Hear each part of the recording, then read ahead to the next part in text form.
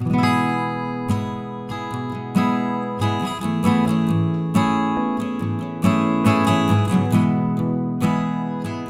Sermão do Monte é o sermão mais famoso de Jesus, sem sombra de dúvida. 3 capítulos cheios de importância. Dr. Martyn Lloyd-Jones, um teólogo lá da Capela de Westminster, em Londres, disse que se não houvesse nenhuma palavra escrita da Bíblia, apenas o Sermão do Monte nos bastaria para a gente conhecer o amor de Deus e o que Deus quer conosco. O Sermão do Monte é, sem dúvida, o mais famoso, o mais pungente e o mais significativo sermão que Jesus proclamou. O Sermão do Monte, ele mostra a nossa miséria, mas ele mostra a santidade de Deus. Quando Jesus disse: sede santos porque eu sou santo, isso incomoda a gente, porque como nós poderemos ser santos como Jesus é? O Sermão do Monte diz que se você olhar para uma mulher com olhar impuro, você já adulterou contra ela. O Sermão do Monte, irmãos, Jesus pegou a régua e colocou no lugar inalcançável. O Sermão do Monte não é uma segunda lei. Eu costumo dizer que se o ser humano fosse salvo por lei, ele seria salvo por Moisés. O Sermão do Monte, irmãos, mostra o quão santo o nosso Deus é e o quão precioso é o homem como criação original de Deus e o quão ele se distanciou de Deus. Mas o Sermão do Monte também aponta para a graça que vem de Cristo, e é essa graça que nos faz aproximar dele, não confiando naquilo que você é, mas confiando naquilo que Cristo é e fez por você. O Sermão do Monte são 3 capítulos cheios de significado. Ele começa com as bem-aventuranças e termina com a ideia do homem insensato e o homem prudente. O homem insensato é aquele que ouve e não pratica. O homem prudente é aquele que ouve e pratica. E Jesus então compara esses 2 tipos de homens, ou esses 2 tipos de relação com a palavra de Deus, falando de um alicerce, de uma construção. Aquele que ouve e pratica, edifica sua casa sobre a rocha. Aquele que ouve e não pratica, edificou sua casa sobre a areia. As tempestades vieram, as 2 casas foram assaltadas pela dor. Mas o homem que ouve e pratica, a sua casa permaneceu em pé. Mas o outro, a sua casa foi destruída. E o texto termina dizendo que foi grande a sua ruína. O Sermão do Monte termina dizendo que as multidões, ouvindo isso, se maravilhavam, porque Jesus falava como quem tem autoridade e não como os escribas. Irmãos, ninguém fala como Cristo.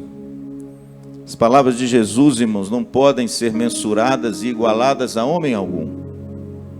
Jesus é muito superior. A gente tem que tomar cuidado para não nivelar Jesus aos homens dessa terra. Aqui em Maringá tem uma universidade que eles nivelaram Jesus aos homens dessa terra.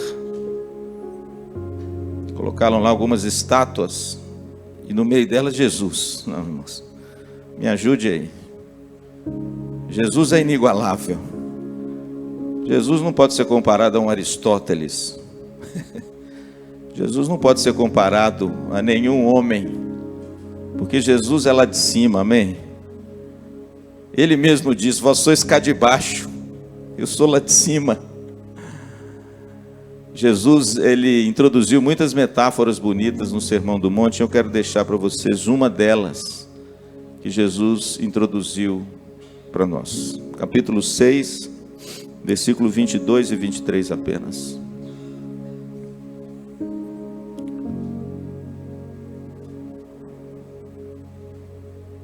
Acompanhe comigo a leitura, por favor. São os olhos a lâmpada do corpo. Se os teus olhos forem bons, todo o teu corpo será luminoso. Se porém os teus olhos forem maus, todo o teu corpo estará em trevas. Portanto, caso a luz que em ti há sejam trevas, que grandes trevas serão. Interessante, irmãos, que há muita gente, o mundo parece um lugar feio. Para muita gente, irmãos, nós vivemos num caos. Para muita gente, o mundo é um lugar corrupto. Há muita gente que tem olhado para as coisas e visto apenas feiura. E talvez por causa disso tenha andado cabisbaixo, murmurando, reclamando. Perdeu a beleza e a alegria das coisas, porque tudo que posta os olhos, de alguma forma, só consegue enxergar a feiura.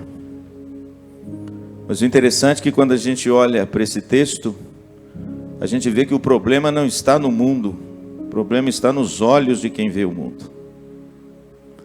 Jesus aqui trata de dois tipos de olhos, olhos bons e olhos maus.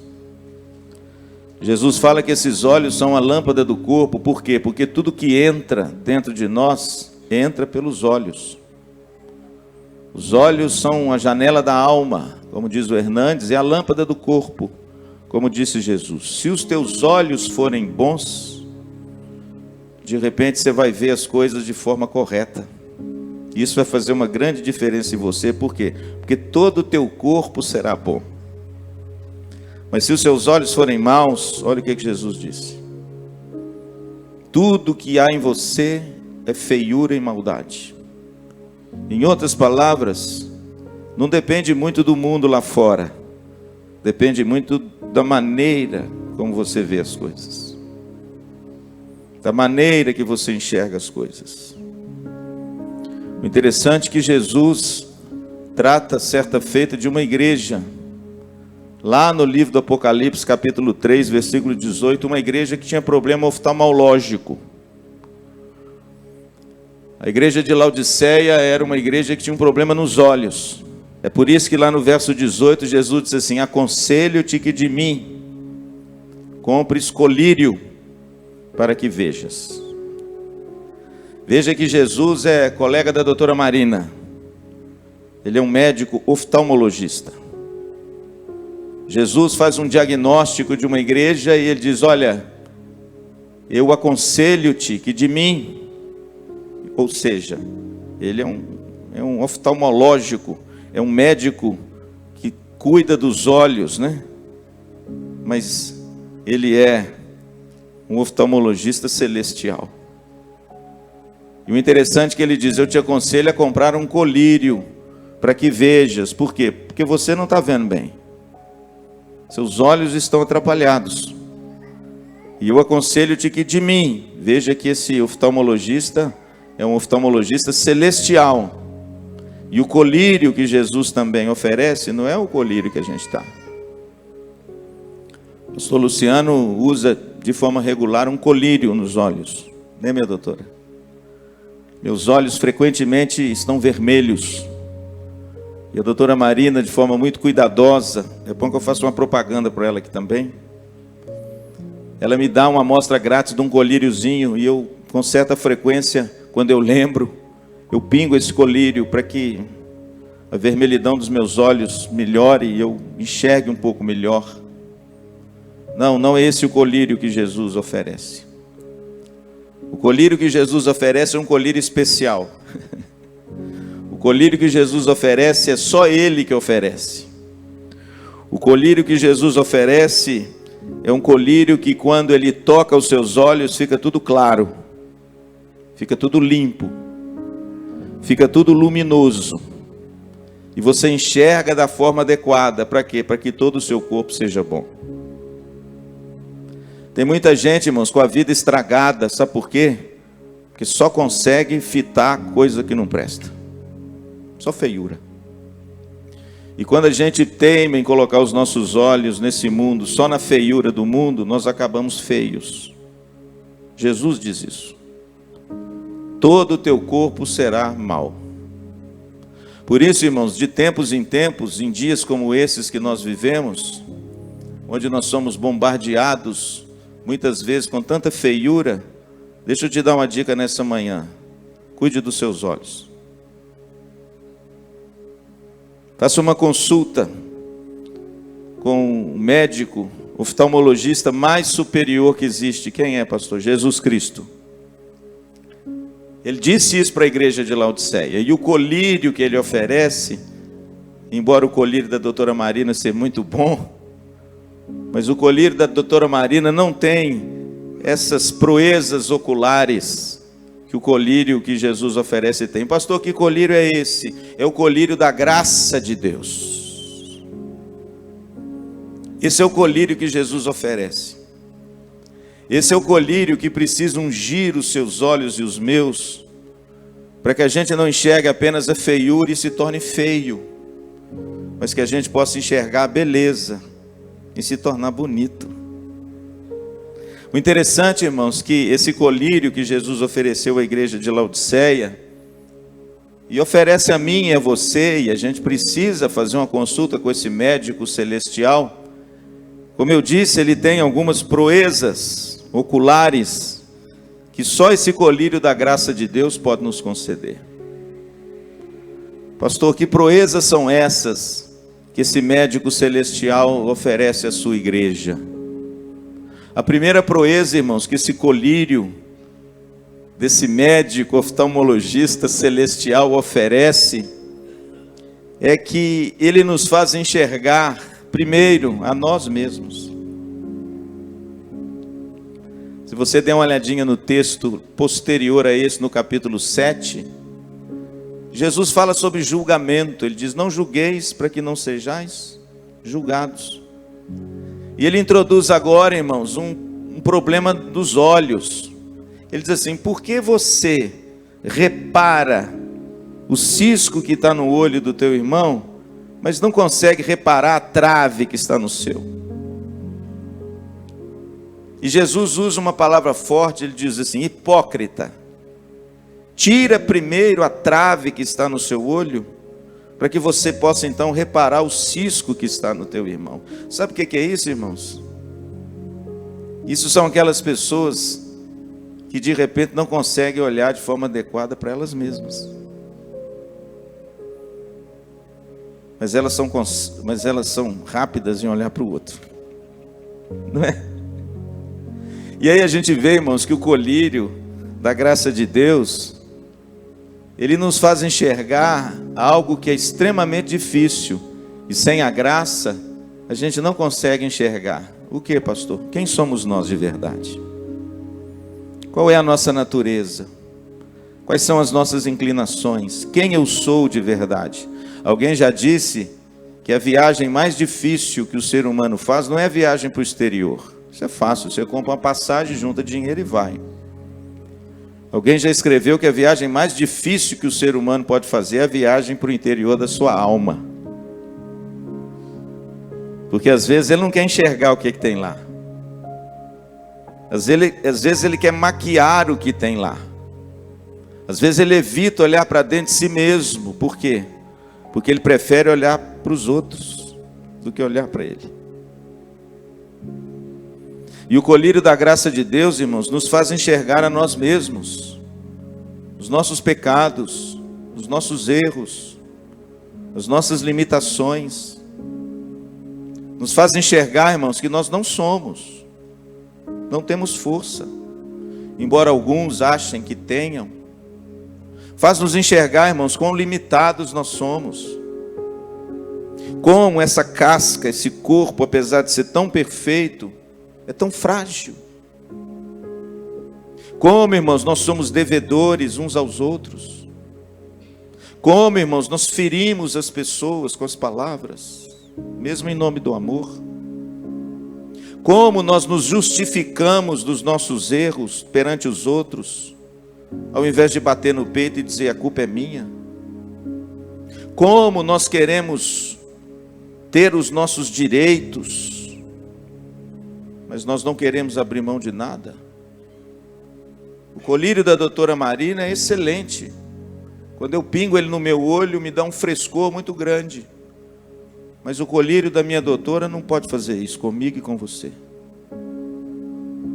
Ele é incapaz de fazer você olhar para dentro de si mesmo. Ele é incapaz de fazer você reconhecer que o problema está em você.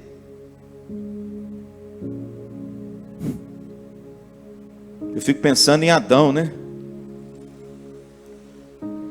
Deus chega perto de Adão e diz assim: Adão, quem te fez saber que você está nu? O que Deus queria que Adão falasse? Preguei sobre isso aqui, as perguntas, né? Quem te fez saber que você estava nu? Ah, essa mulher aí que o Senhor me deu, foi ela. Está vendo, irmãos? O que está faltando em Adão? O colírio da graça de Deus. Por quê? Porque Deus queria que ele olhasse para dentro de Adão, mas ele olha para fora e acusa o outro. Como hoje, irmãos, nós precisamos dessa potencialidade desse colírio, dessa proeza ocular que esse colírio pode nos dar. O apóstolo Paulo, lá na ceia de Corinto, no capítulo 11, no verso 28, quando ele transcreve o sacramento da ceia, ele diz assim: examine, pois, o homem, o que diz lá? A si mesmo. É bonito, irmão, sabe por quê? Porque a representatividade da obra de Cristo demonstrada na ceia, ela quer que você olhe para dentro de você. Ela quer que você faça essa viagem interior e de repente comece a enxergar coisas que antes você só via no outro, mas você não consegue ver em si mesmo. Portanto, irmãos, a primeira proeza desse colírio, desse oftalmologista celestial, é que esse colírio tem o poder de abrir os olhos da nossa alma e nós reconhecermos de verdade quem somos. Os nossos problemas, as nossas lutas, as nossas limitações, o nosso erro, o nosso pecado. E de repente, irmãos, a partir daí, a gente começar a ver tudo mais limpo, mais claro, mais luminoso. E começar a mudar para a glória de Deus, amém? Alguém já disse, irmãos, que o primeiro passo para a cura é você reconhecer que está doente. Porque se você não reconhecer isso, irmãos, pode aconselhar com o pastor Luciano até morrer no gabinete, você não vai mudar. Mas se você reconhecer, se você fizer essa viagem para dentro da alma, com esse colírio maravilhoso de abrir os seus olhos para olhar dentro de você, a cura acontece, amém? A cura acontece. Qual a segunda proeza, pastor? Que esse colírio desse oftalmologista, palavra difícil, celestial nos propõe. Em segundo lugar, irmãos, ele tem o poder de nos fazer enxergar as qualidades dos outros e não apenas os defeitos. Veja que esse colírio da graça de Deus, primeiro ele faz a gente enxergar a nós mesmos e depois a potencialidade dele, a proeza dele é maravilhosa. Por quê? Porque ele nos faz agora enxergar que todo mundo tem qualidade. É ou não é? Eu não conheço nenhuma pessoa que só tem defeito. Você conhece? Eu não conheço. Todo mundo, irmãos, foi dotado de virtudes maravilhosas. Inclusive lá no Éden, no início, os homens, o casal, né, um homem e a mulher, só tinham virtudes. Os erros, os equívocos, as dores entraram depois. Isso para você ver, irmãos, que o ser humano, ele não tem só defeito. Ele não tem só coisas que aborrecem você. Ele tem também coisas que elevam a sua alma, que te acrescentam, que te abençoam, que te edificam. Pastor, qual é o problema? A gente não consegue enxergar isso. A gente só consegue enxergar ou exaltar os erros, irmãos. Por que o ser humano é assim? Os defeitos. Aí vem o colírio desse médico maravilhoso celestial e diz assim: aconselho-te que de mim compres colírio para que vejas. Vejas o quê? As qualidades do outro, ao invés de só reparar os defeitos. Eu fico imaginando um casamento, irmãos, para durar muito, tem que ser igual o casamento de Cantares, capítulo 4, versículo 11. O que está escrito lá, Fernando? Pode ler. Você vai ler o seguinte: ó tu, formosa minha, querida minha, em ti não há defeito. Pastor, a palavra de Deus é a verdade, né? Então esse texto é mentiroso, porque ele está falando, ó querida minha, ó formosa minha, em ti não há defeito. Pastor, existe alguém que não tem defeito? Existe, só uma pessoa, né? Mas ali é um poema entre um homem e uma mulher. E ele está dizendo isso para a mulher, viu Marília? Fernando, olha que essa coisa linda que está aí do seu lado, você tem que falar isso, meu filho. Agora, deixa eu te fazer uma pergunta. Marília tem defeito? Você também. Pastor, então o que o texto quer dizer?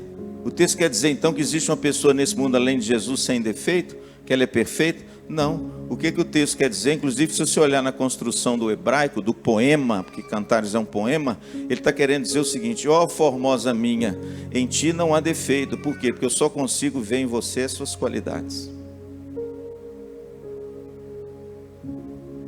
As suas qualidades eu consigo vê-las ofuscando os seus defeitos. Agora, irmãos, infelizmente tem gente que só vê defeito.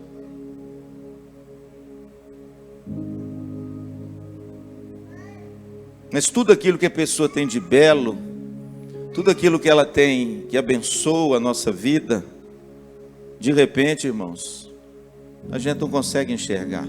Por isso que a gente precisa desse colírio. O colírio da graça de Deus. Por quê? Para que eu aprenda a olhar para as pessoas e ver as qualidades que ela tem. Ao invés de ficar reparando muito, irmãos, nos defeitos. Você quer ver uma coisa? É muito pregado em encontro de casais, aquele texto de Efésios 5, onde Paulo fala dos deveres dos maridos, né? E lá, irmãos, tem um texto maravilhoso, mas ele alude a Cristo e a sua igreja. Ele diz assim: maridos, a partir do verso de número 25, amai as vossas mulheres como Cristo amou a igreja.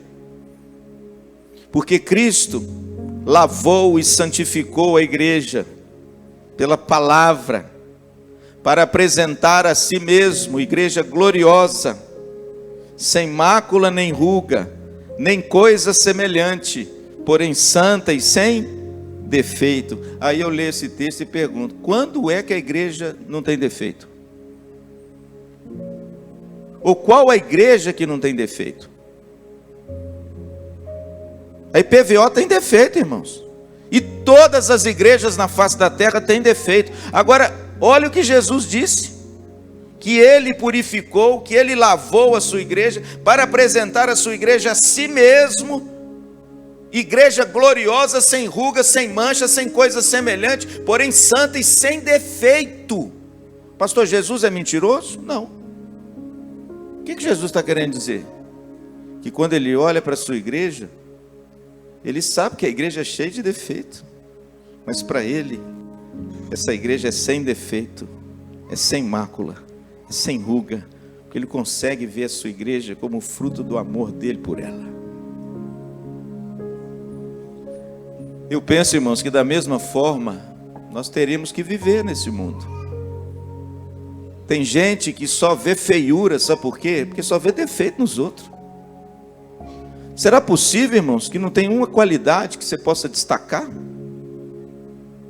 Será possível, querido, que não tenha nenhuma beleza dessa pessoa que de repente faz parte do seu âmbito familiar ou maior, que não tem qualidades que você possa focar ao invés dos defeitos? Pois o colírio da graça de Deus faz isso. Há uma frase do Rubem Alves que é muito bonita, quando ele fala sobre coisas refletidas. Ele diz assim, quer ver, numa das crônicas dele, ele fala assim: na poça de água mais suja, há nela refletida o céu azul. Bonito, né? Pastor, o que o Rubem Alves está dizendo?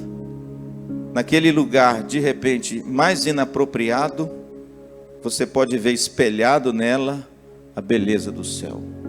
Sabe o que significa isso? A beleza em nós, irmãos. A teologia calvinista e reformada, ela tem uma antropologia certinha. O ser humano é o que, Fernando? Corrompido, caído, não é? Mal, perverso. Mas, irmãos, não é só isso não, viu? Deus criou você à imagem e semelhança dele. Você foi alvo dessa graça maravilhosa. Quando Jesus olha para você, Jesus diz que você é santa e sem defeito. E se Jesus, conhecendo o que ninguém conhece, fala o que fala de você, quem somos nós para falar o contrário? Por isso, meu querido, trate dos seus olhos com o colírio da graça de Deus e enxergue as qualidades e o que de bom as pessoas têm feito a você. Tem gente que não consegue enxergar isso. E aí perde, irmãos, a oportunidade, sabe de quê? De ser feliz. Só consegue enxergar defeito. Só consegue enxergar aquilo que te desagrada. Mas e aquilo que a pessoa sempre oferece e que às vezes passa despercebido? Esposas, maridos, veja a beleza. Pare de ficar observando aquilo que te desagrada e comece a valorizar o que lhe agrada, as qualidades. O colírio da graça de Deus, irmãos, faz isso. Ele tem essas potencialidades, né? Interessante que Davi, não é à toa que Davi era o homem segundo o coração de Deus, irmãos, está escrito lá em Atos. Certa feita lá em 1 Samuel, a Bíblia diz que Davi se refugiou numa caverna. E toda a sua família foi ter com ele na caverna. Sabe o que Davi fez? Ele acolheu sua família. Davi era espetacular, irmão. Sabe por quê? Ele poderia ter dito assim: vocês não vão entrar aqui não. Sabe por quê? Porque todos vocês foram contra mim. Todos vocês desdenharam de mim. Todos vocês zombaram de mim. Todos vocês me rejeitaram. Mas quando a família vai ter com Davi na caverna, sabe o que ele faz? Ele acolhe. Por quê, pastor? Porque Davi sabia que o seu pai errou, seus irmãos erraram, toda a sua família errou com ele. Mas engraçado, Davi sabia extrair o melhor dos outros. Você quer ver um outro exemplo? A Bíblia diz que todos os homens endividados, quem quer ficar perto de gente endividada? Ninguém, né? Todos os homens endividados, todos os homens amargurados, todos os homens com problemas, se refugiaram na caverna. E sabe o que o texto diz? E Davi se tornou o chefe deles. O exemplo maravilhoso, hein, irmãos? Davi podia exaltar o defeito de todo mundo, não é? Davi podia enxergar apenas os defeitos da sua família, daqueles homens. Eu quero lá homem amargurado perto de mim? Eu quero lá homem endividado perto de mim? Eu já tenho problema demais. Ô, irmãos, parece com a gente, né? Eu quero alguém desse jeito, cheio de problema na vida perto de mim? Não, eu quero gente bacana para mim. Mas, irmãos, a Bíblia diz que sabe quem eram esses homens lá na frente? Os valentes de Davi. Sabe por quê, irmãos? Porque os olhos de Davi eram untados, ungidos com o colírio do médico celestial. E quando ele olhava para as pessoas cheias de defeitos, ele via as qualidades. Quem poderia imaginar que os valentes de Davi era aquela cambada toda estrupiada que chegou na caverna? Mas olhos, irmãos, curados pela graça, eles têm essa capacidade de olhar de forma clara a bondade, a virtude, a qualidade, e de repente sobrepor isso aos defeitos. Eu não estou querendo dizer que ele é cego para o defeito, não, mas eu estou querendo dizer que ele enaltece as qualidades, ele valoriza as qualidades, ao invés dos defeitos. Aconselho-te que de mim compre colírio, para que vejas. Pastor, qual a terceira e última? E eu concluo: proeza ocular. Que esse colírio desse médico oftalmologista celestial entrega para mim e para você todos os dias. Primeiro, a primeira proeza é fazer nós enxergarmos quem? A nós mesmos. É bater no peito e dizer assim: a culpa é minha. Porque geralmente a culpa é sempre do outro, né? É bater no peito e dizer assim: não há mocinhos nessa história. É tudo bandido, irmão. Não tem mocinho. O que é necessário é você se humilhar mais, se arrepender mais do que o outro. E isso é o colírio da graça de Deus que faz. Segundo, a proeza dele é agora você olhar para fora e olhar as virtudes e qualidades ao invés do defeito. Se a Tereza ficasse olhando os meus defeitos, ela não era mais casada comigo não, irmãos. Porque eu sou meio atrapalhado. Que às vezes atrapalha um pouco a coisa. Eu sempre digo que ela é muito melhor do que eu. Muito melhor. Mas pela graça de Deus, irmãos, a minha Tereza consegue ver em mim alguma coisa boa. É que o senhor não tem, pastor? É claro que eu tenho, irmãos. Todos nós temos e você também. Só precisa ser valorizado e descoberto pelas pessoas que estão ao seu redor, amém? Qual a terceira proeza, meu caro Dani? Desse colírio espetacular, a proeza que ele faz nos nossos olhos, ele nos faz, em último lugar, enxergar a verdadeira beleza, Cristo. Sem esse colírio, irmãos, os seus olhos podem ser abertos para você, você pode ver as qualidades nos outros, pode ser alguma coisa bem puxada à moral, algo legal, algo que você obedece, aquela coisa meio legalista, sabe? Que é tão combatido pela Bíblia e pelas Escrituras.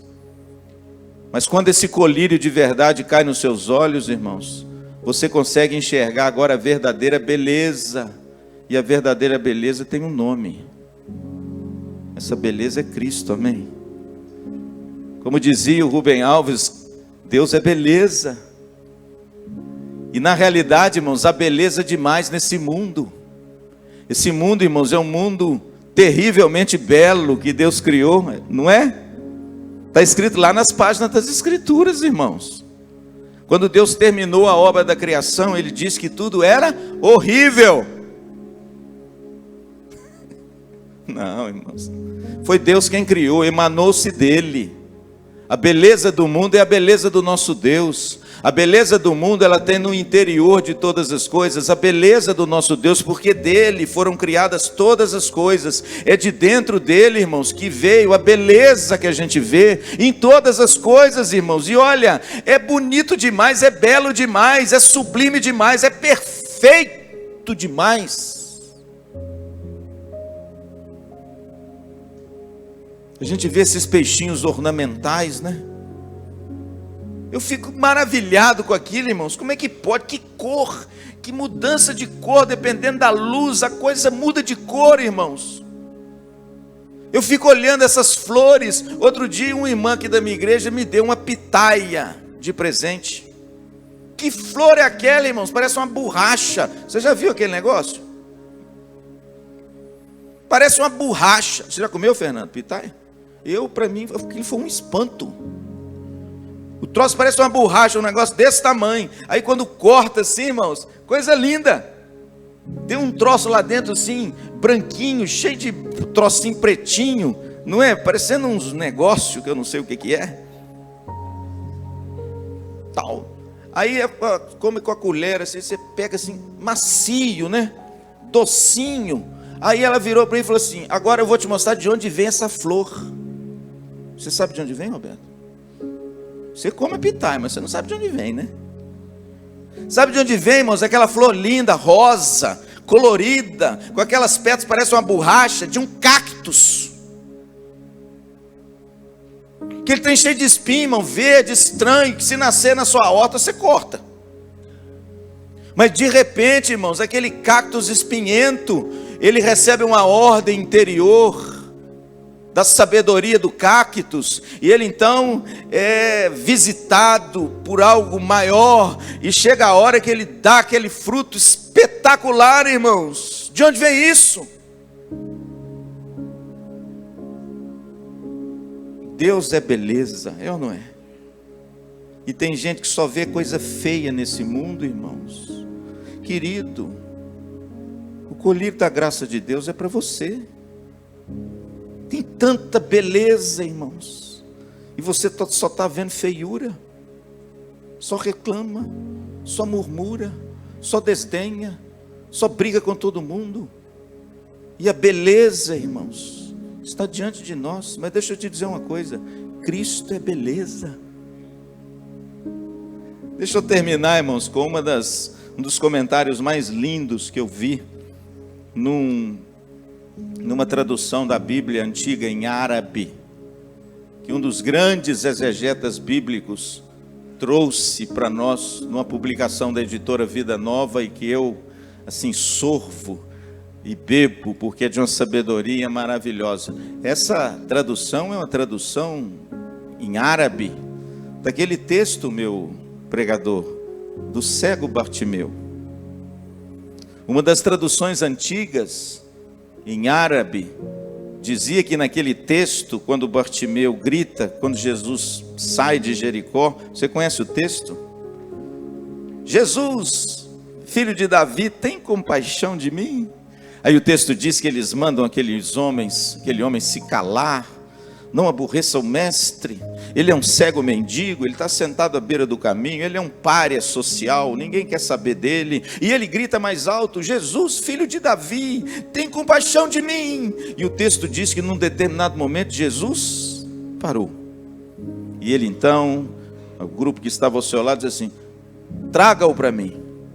A Bíblia diz que quando eles chegam lá no cego, o nome dele é Bartimeu, ele é filho de Timeu, ele mora em Jericó, nas ruas, ele é um mendigo. A Bíblia diz que chegaram perto dele e disseram: o mestre te chama.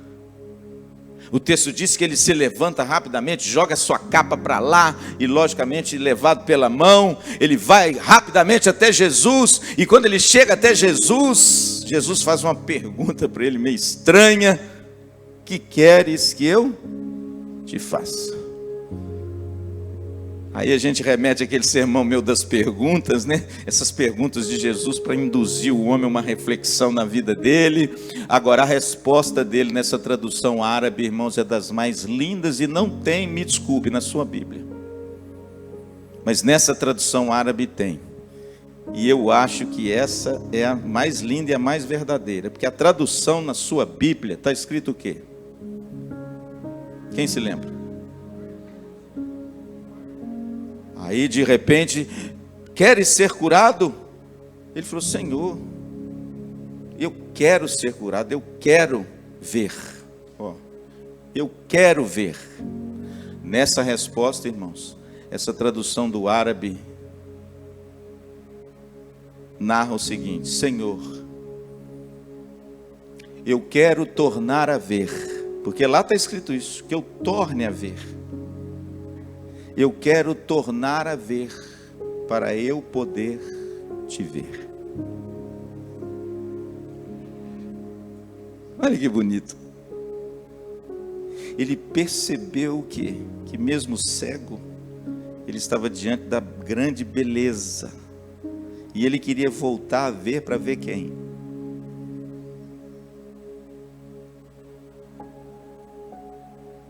Pastor, quem faz isso comigo e com você? O colírio da graça de Deus. Sem esse colírio, irmãos, nós vamos tatear no escuro. Sem esse colírio, nós vamos trombar em tudo e nos machucar demais. Sem esse colírio, a gente não vai enxergar dentro de nós. Sem esse colírio, a gente não vai conseguir ver beleza nas pessoas. E sem esse colírio, essa é a tragédia maior. Você não vai poder enxergar a maior beleza que existe nesse mundo: a pessoa de Jesus de Nazaré. Amém? Doutora Marina, nós vamos lá no seu gabinete. viu? Para nos ajudar. Com esse colírio que a senhora pode dar. E para falar a verdade, o meu acabou.